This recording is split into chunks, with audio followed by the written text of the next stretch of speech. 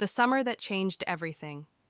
It began in the seaside town of Silver Cove, where the ocean never stopped whispering secrets to the shore. 17-year-old Lina Moreau had come to Silver Cove to escape.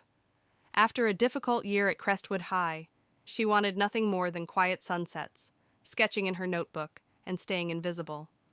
But Silver Cove had other plans. On her second evening, Lina sat on the old wooden pier, sketching the horizon.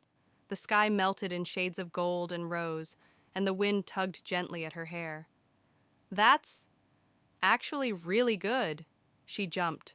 Standing behind her was Ethan Calder, holding a worn-out guitar case and wearing the kind of easy smile that felt dangerous. "I didn't mean to scare you," he added quickly. "I've just never seen someone capture the sunset exactly the way it feels." Lina closed her sketchbook halfway. "You can't even see it properly." He stepped closer, but not too close. Respectful, careful. "I don't have to. I can tell." That was how it started. Over the next few days, they kept accidentally meeting. At the Lighthouse Cliffs, at the tiny bookstore on Maple Street, at Rosa's ice cream parlor where Ethan insisted mango sorbet was life-changing. Lina learned that Ethan had lived in Silver Cove his whole life. He played guitar at small cafes and dreamed of studying music production in the city. He learned that Lina wanted to study architecture, to build places that made people feel safe. One evening, a summer storm rolled in unexpectedly.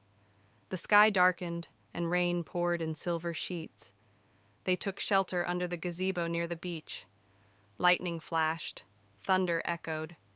Lina laughed, actually laughed, for the first time in months. Ethan looked at her like she was the only light left in the world. "Can I tell you something?" he asked softly. She nodded. "You don't act like someone trying to disappear," he said.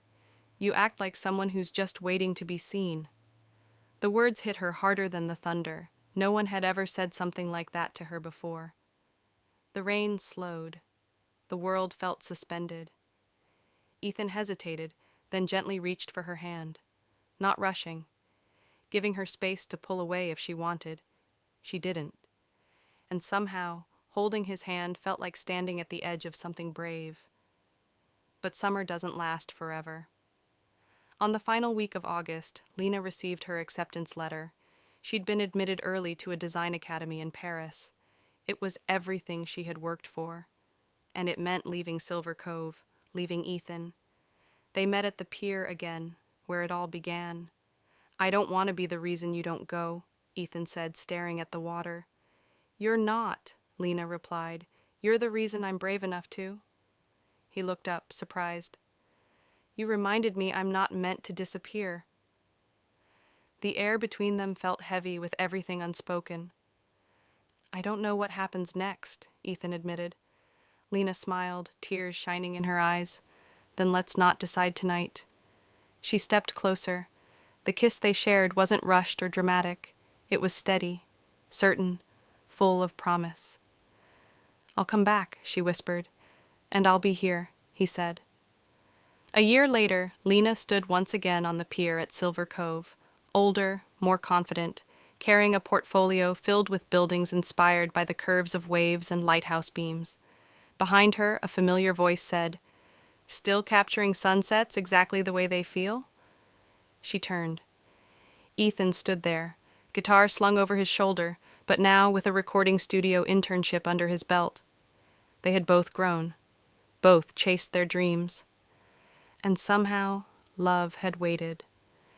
This time, when they kissed, it wasn't about holding on. It was about choosing each other, freely, boldly, and without fear.